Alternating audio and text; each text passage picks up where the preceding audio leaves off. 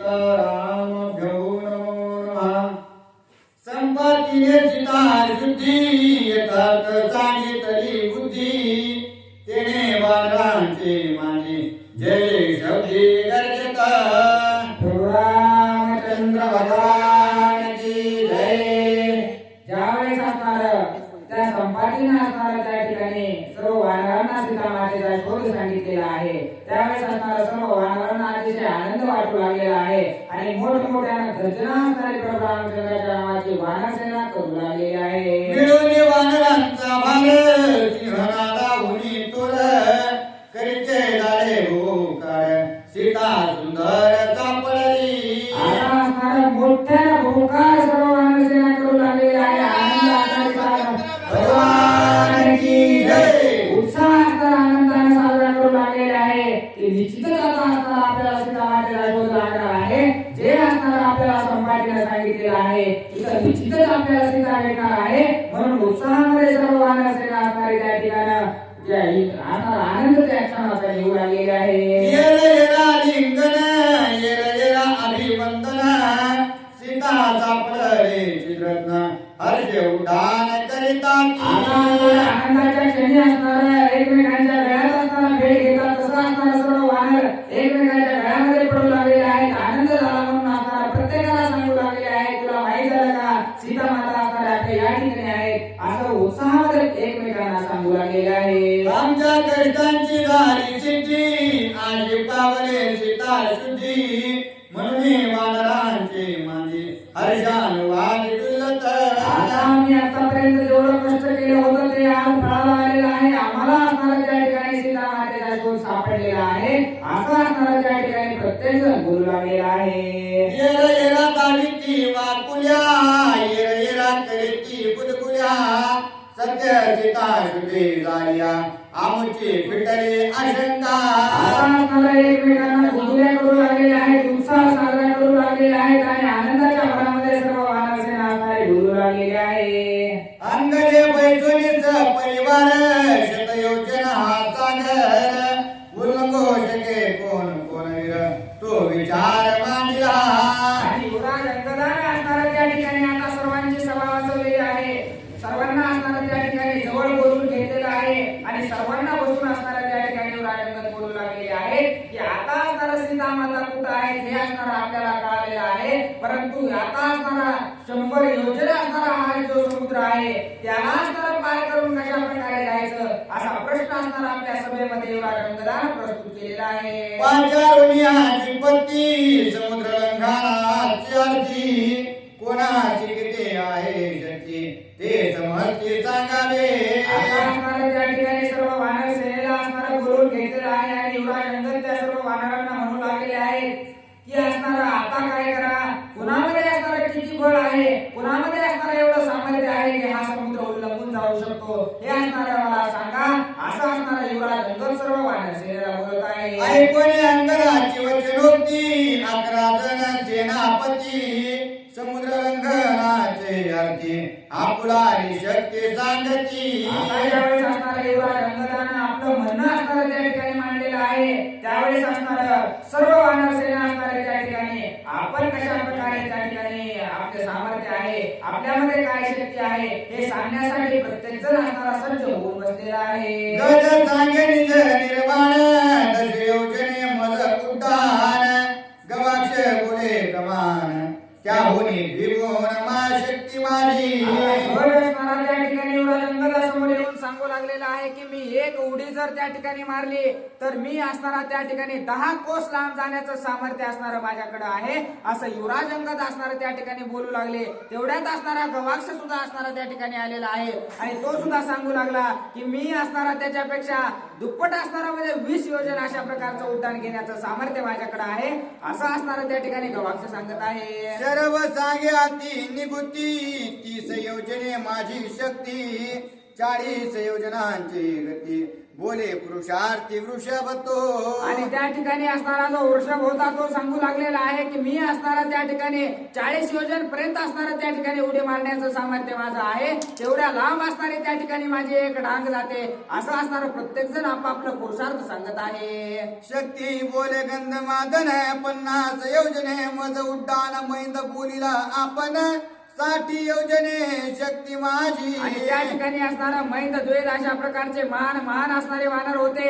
ते सांगू लागलेले आहेत की तो असणारा त्या ठिकाणी 40 योजन उडी मारू शकतो. तर आम्ही सुद्धा असणारा सामर्थ्यवान अशा प्रकारचे आहोत. आमची सुद्धा उडी असणारी त्या ठिकाणी 60 योजन इतकी जाऊ शकते. असं असणारा युवराज अंगदाला प्रत्येक वानर असणारा आपापला पुरुषार्थ सांगू लागलेला आहे. विविध बोल्या पुली थोरी उड्डाण योजने 70 सुषेण महावीर वानरी सरी नावावरी नेऊ नये. आता असणारं त्या ठिकाणी द्वैत सुद्धा सांगू लागलेला आहे आणि मैंद सुद्धा असणारं त्या ठिकाणी सांगू लागलेले आहेत की असणारं आमची उडी असणारं त्या ठिकाणी किती लांब जाते. प्रत्येक वानर असणारा आपापलं सामर्थ्य युवराज अंगदासमोर मांडत आहे. तारेचा पिता जो सुषेण पश्चिम शोधा धाडीला जाण त्याचे नावे वीर आन त्याचे उड्डाण 4 विसाळ. आणि त्या ठिकाणी असणारा जो सुसेन आहे तो असणारा सुग्रीव राजाचा सासरा आहे.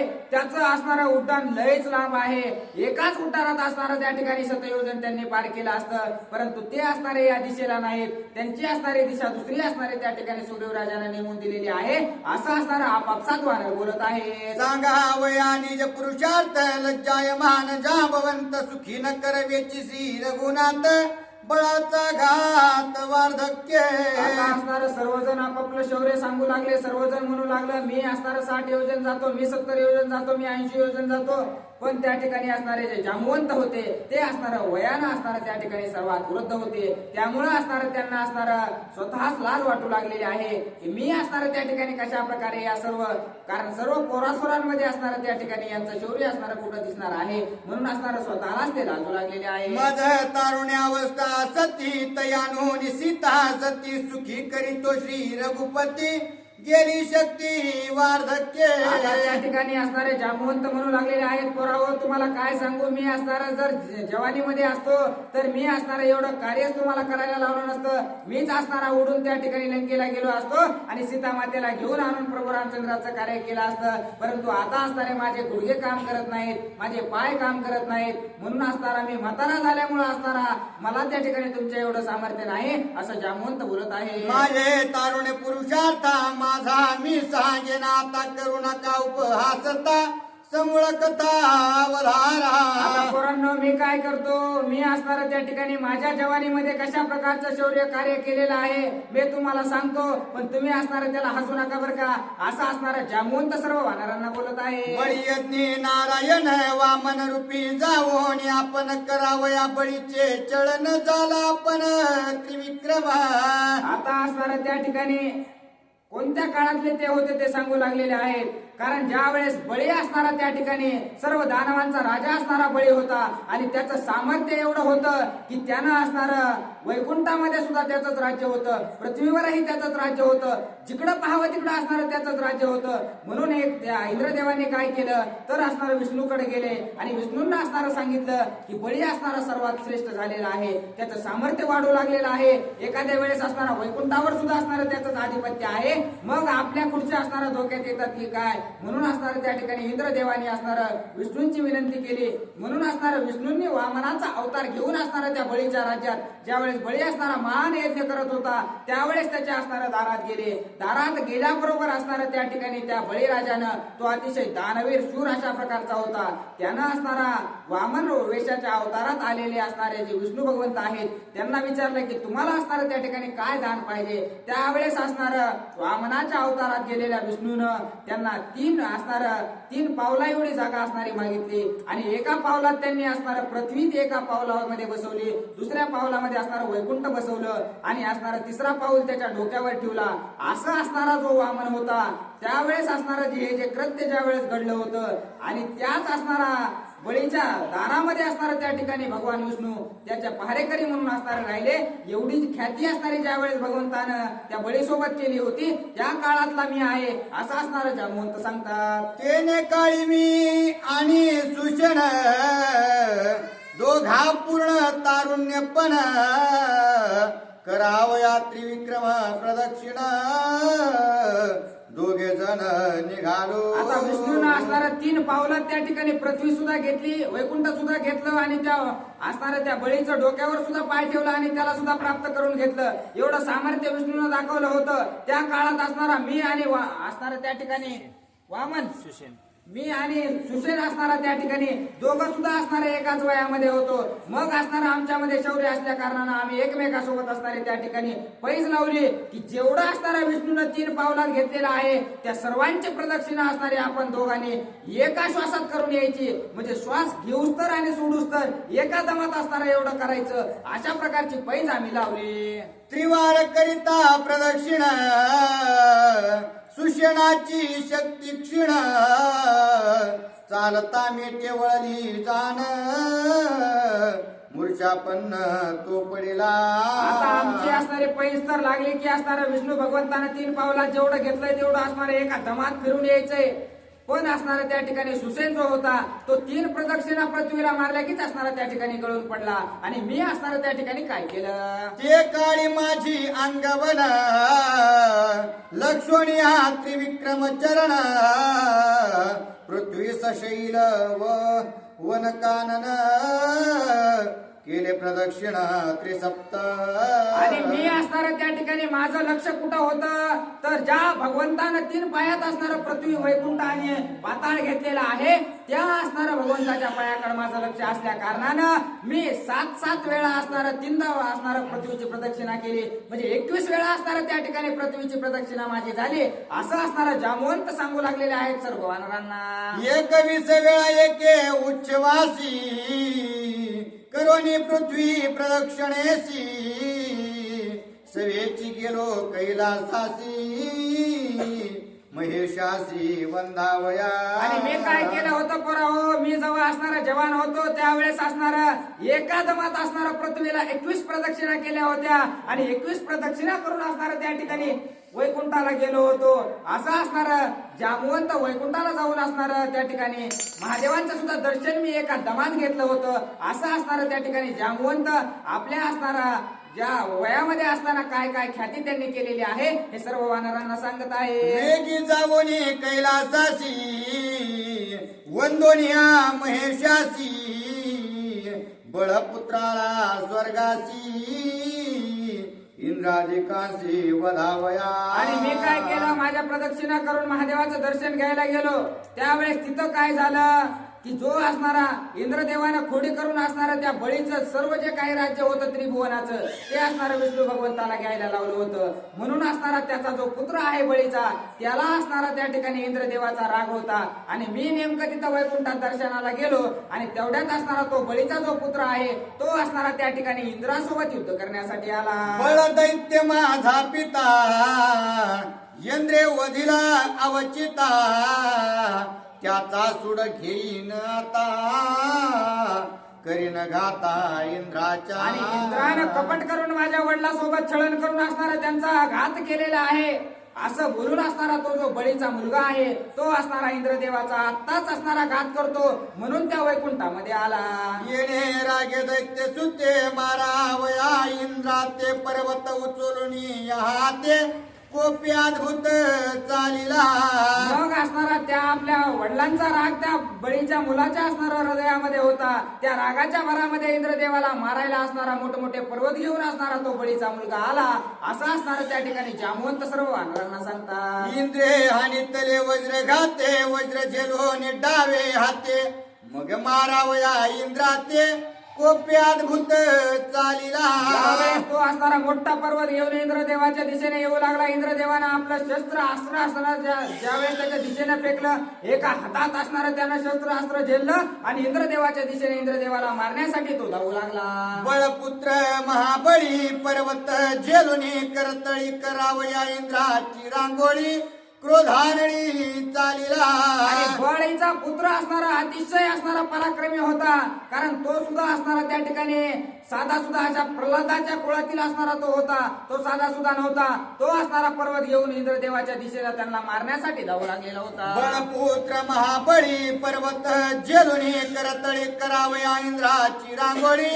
क्रोधानळी चालिला. तो असणारा चेंडू सारखा मोठा पर्वत ह्या हातावरचा ह्या हातावर ह्या हातावरचा ह्या हातावर घेऊन असणारा इंद्रदेवांना मारण्यासाठी त्यांच्या दिशेने जाऊ लागलेला होता. येता जे कोणी गिरीवर स्वर्गी कापती सुरवर तो म्या झेलिला सत्वर.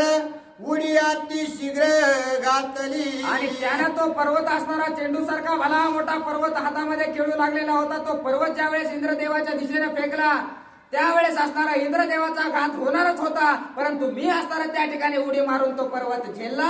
असं असणारा मी सामर्थ्य दाखवलेलं आहे असं जामवंत सांगतात. पर्वत झेलिला त्वरे करी तो निसटला दोही करी. मग म्या धरिला जानवरी अमरपुरी वाचविली. मी पर्वत असणारा त्या ठिकाणी उडी मारून झेलला, परंतु माझ्या हातातून तो निसटल्यामुळे मी असणारा त्या ठिकाणी पाय पुढे केले आणि माझ्या गुडघ्याच्या सहाय्याने असणारा तो पर्वत माझ्या सर्व असणारा पेलला.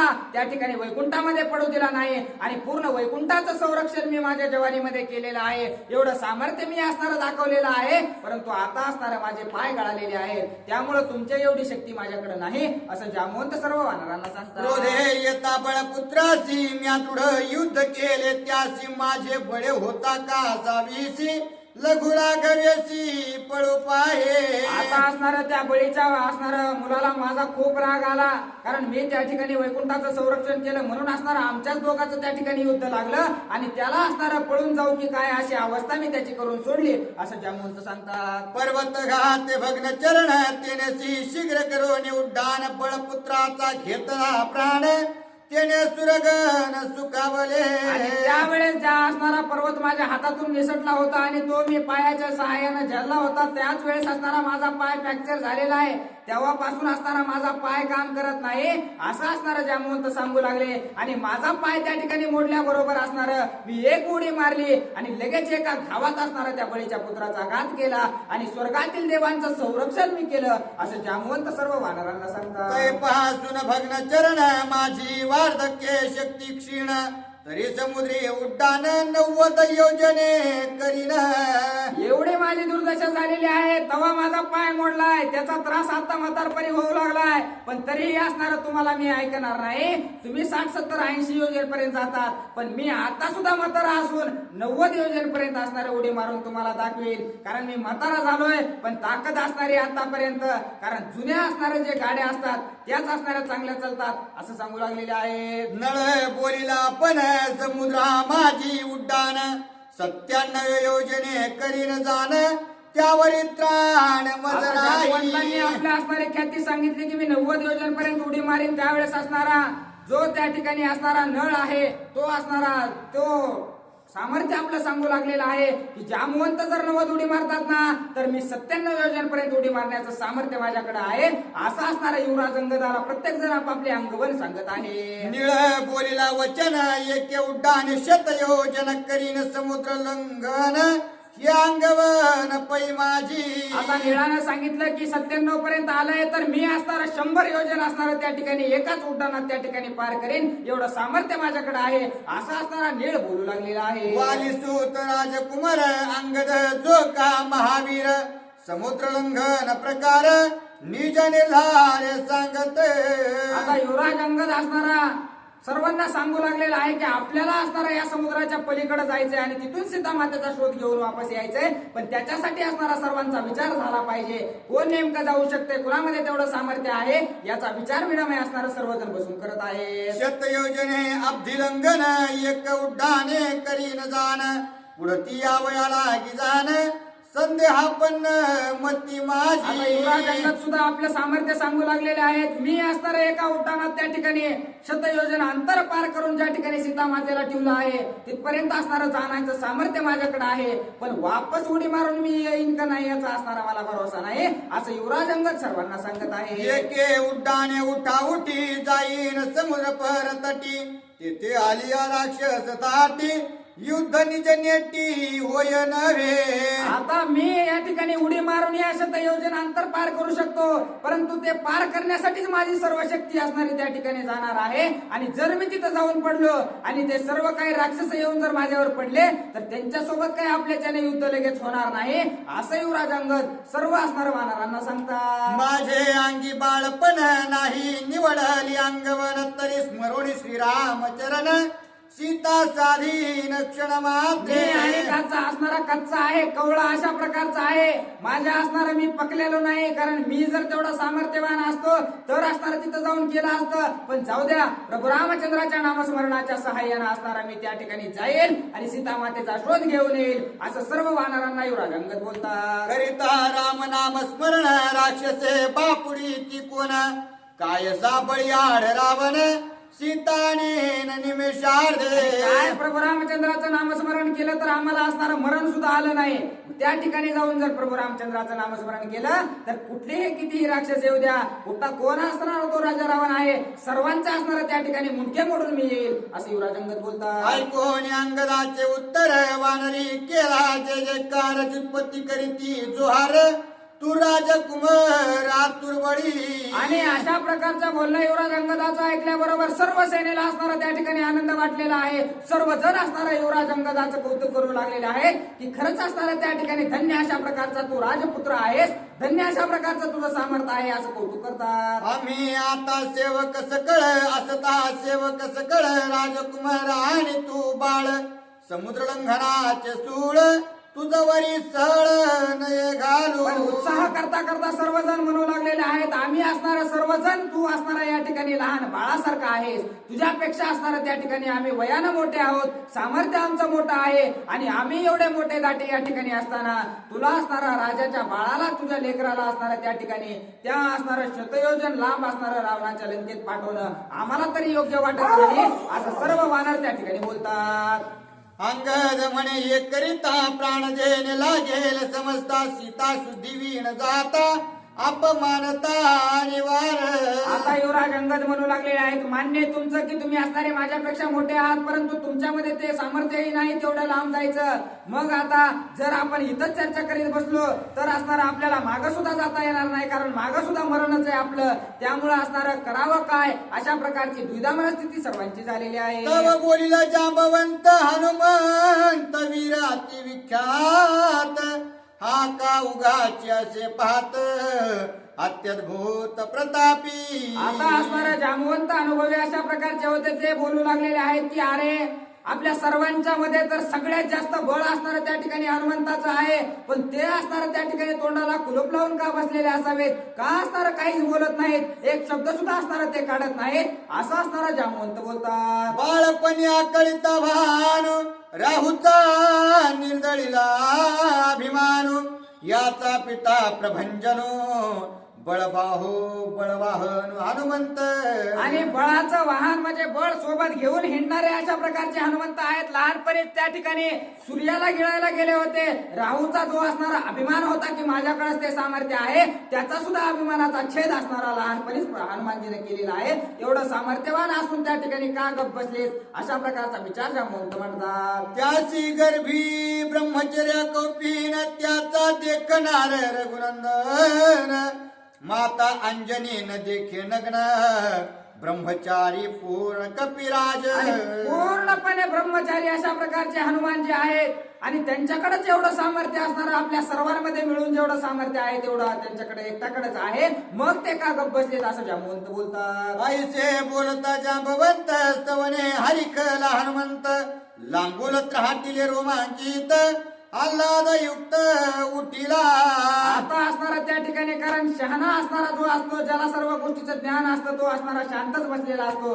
ज्याला आमच्या सारख्याला थोडं थोडं चार शब्द येते ते असणारा जास्त सांगण्याचा प्रयत्न करतो, असं असणारा त्या ठिकाणी त्यांनी केलेलं नाही. हनुमान जे असणारा ज्यावेळेस कारण मान ज्यावेळेस असणारा जांबवंताने दिला त्यावेळेस असणारा त्यांना स्फुरण आलेलं आहे आणि मोठ्या स्फुरणानं असणारा त्या ठिकाणी हनुमानजी त्या ठिकाणी त्यांचे असणारे जे हात आहेत जे रोमांचक अशा प्रकारचे त्यांच्या रोमावळ्या असणाऱ्या ताईट झालेले आहेत असं बोलतात. शतयोजन अब्धी लंघन ते माझे पादक्रमण तुम्हासी संदेह तो कोण सीता आणि निवेश आता आले. हनुमानजीला ज्यावेळेस जांबुवंत बोलले त्यावेळेस हनुमानजी आपले अंगमान सांगू लागलेले आहेत की शतयोजनेमध्ये असणारं काय आहे. जशा प्रकारे आपण पावसाळ्यात एखाद्या जागेवर पाण्याचा ढव बघितला आणि एक उडी मारून त्या ठिकाणी लांब जातो, तशा प्रकारे एका उडीत असणारं हे जे 100 योजना अंतर आहे ते मी सहज पार करू शकतो असं हनुमानजी असणार सांगतात. करवणे रावणा उपहती राक्षसा लावणी या ख्याती प्रतापी आणि सीता सती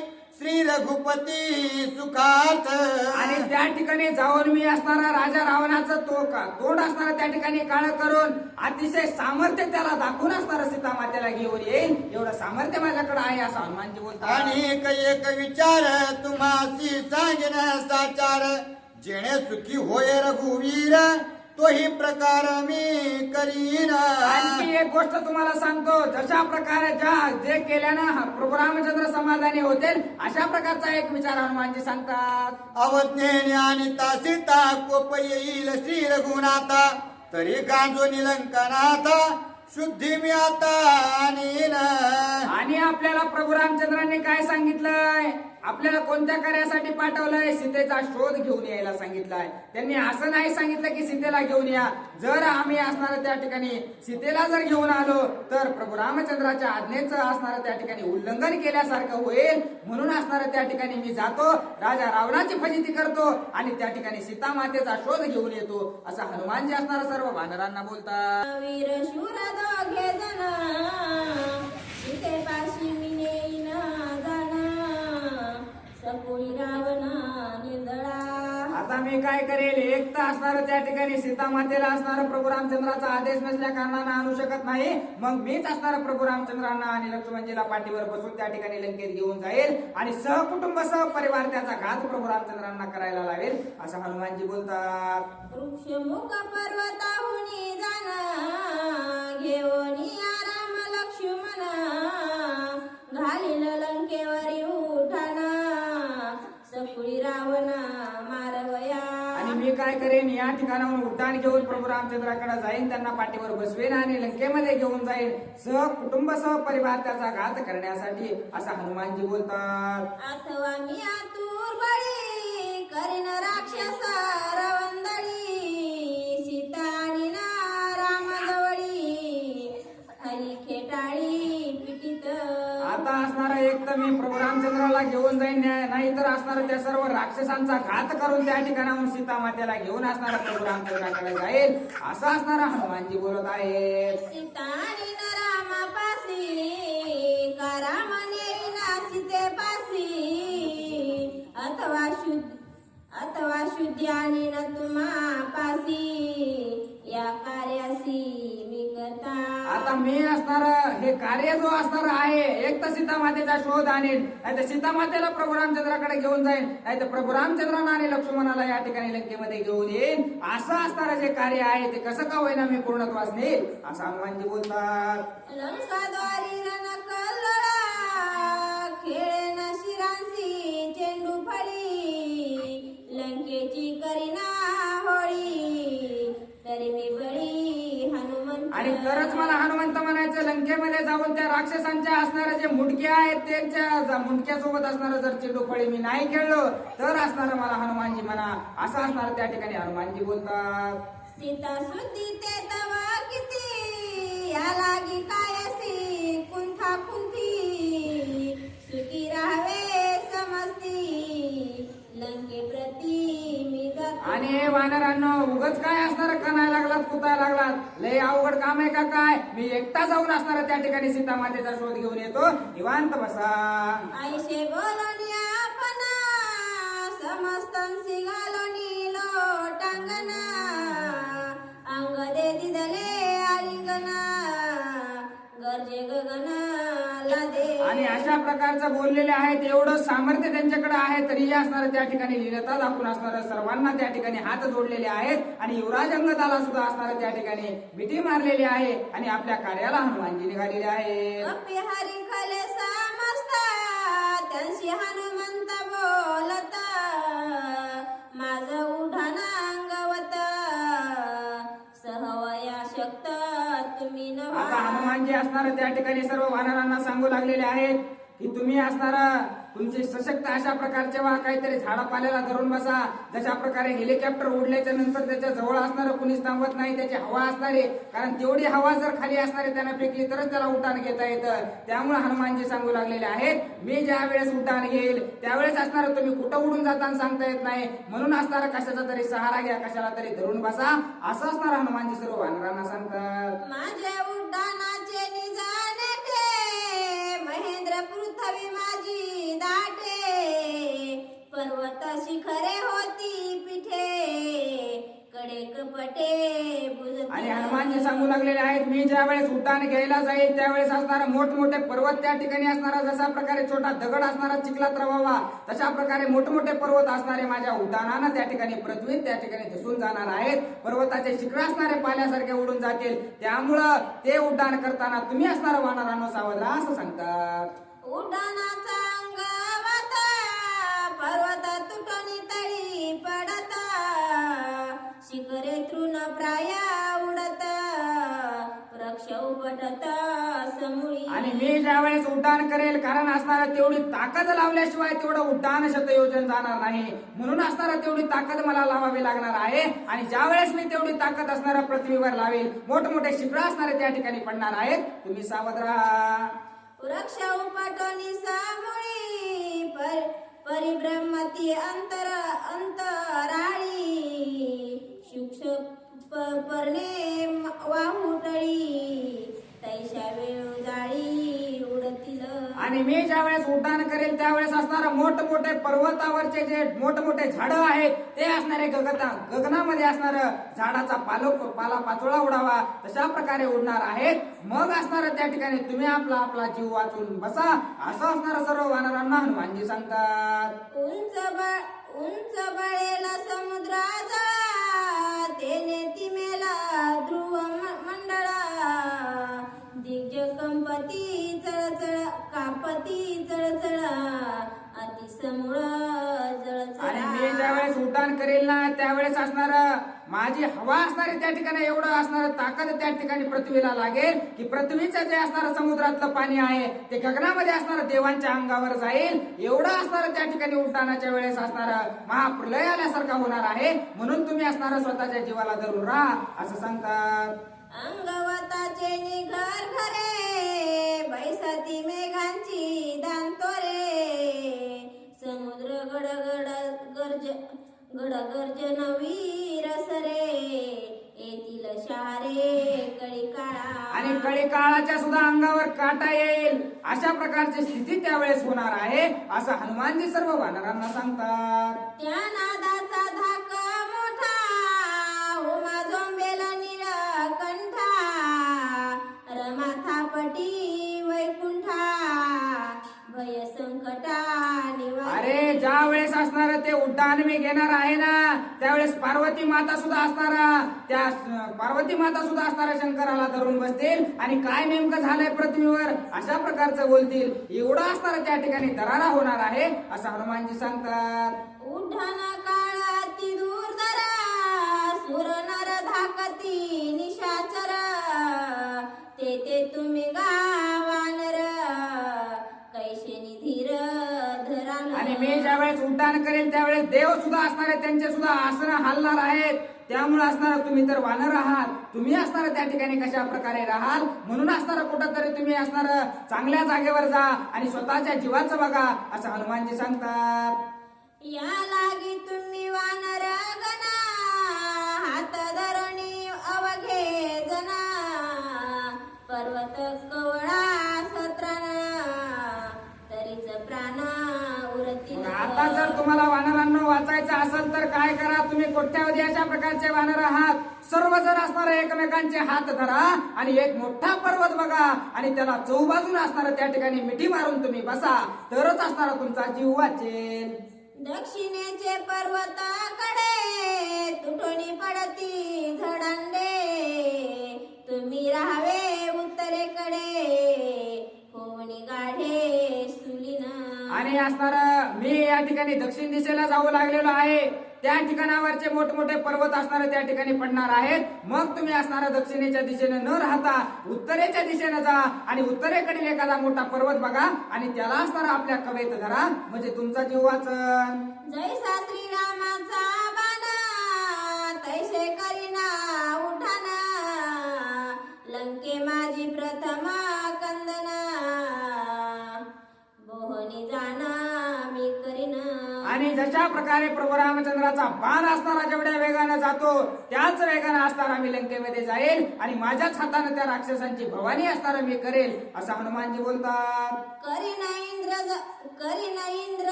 करीन इंद्रजितासी सळा, तुकीन रावणांचे बळ, राक्षसांचे अमित दळ, ते मी सकळ गांजीन. आणि मी त्या ठिकाणी जाऊन असणारा इंद्रजिताला असणारा सळो की पळो अशा प्रकारचं करून सोडेन. आणि राजा रावणात तरी काय ताकद आहे त्याची ताकद सुद्धा असणारा मी पाहून येईल आणि सर्व राक्षसांना त्या ठिकाणी असणार नाक कापल्यासारखी अवस्था सर्व राक्षसांची मी करून येईल, असं हनुमानजी असणार वानरांना सांगतात.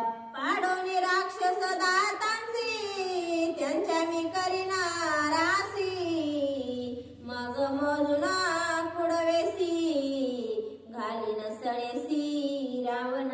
आणि मी आता काय करेन त्या ठिकाणी सर्व राक्षसांच्या असणारा त्या ठिकाणी दाता पाडून असणारा त्या ठिकाणी त्याचा असणारा त्या मोठा पर्वत तयार करेल आणि नंतर त्या ठिकाणी राजा रावणाकडे असणारा मी बघन, असं असणारा हनुमानजी सांगतात.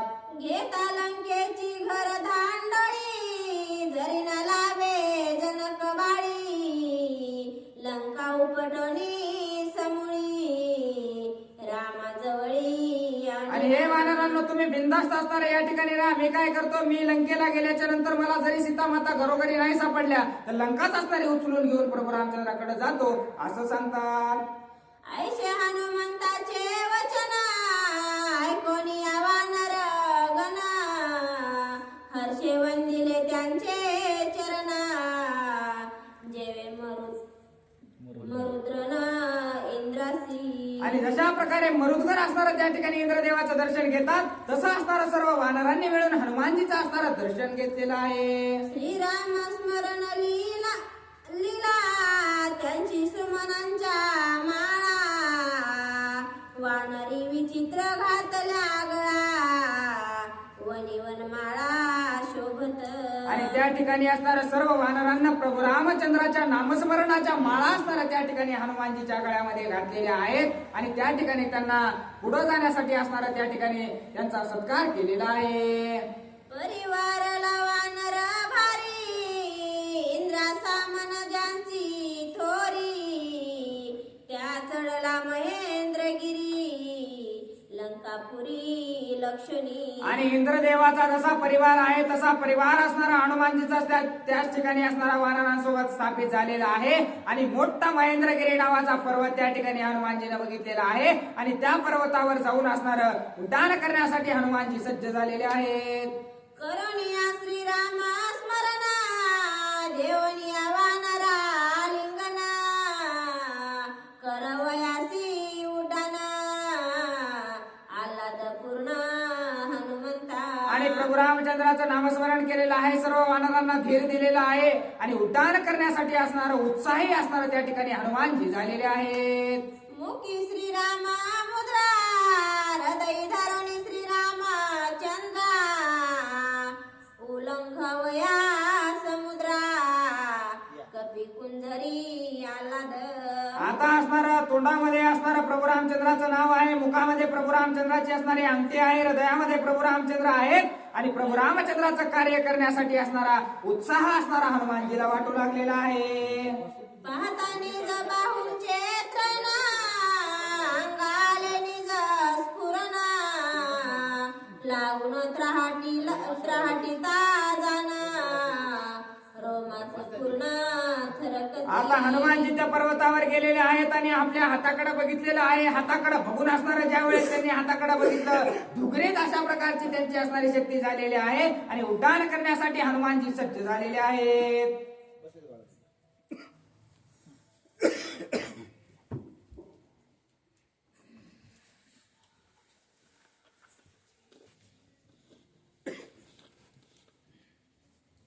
भैया, तुम्हाला बसायचे का वाचायला? हे गुळ आण रे. भैया, असं नाही बसायचं असतं 4-5 वेळा. उद्या त्याला कांडे बरं का, आता सांगतो सुरू करायच्या आधी.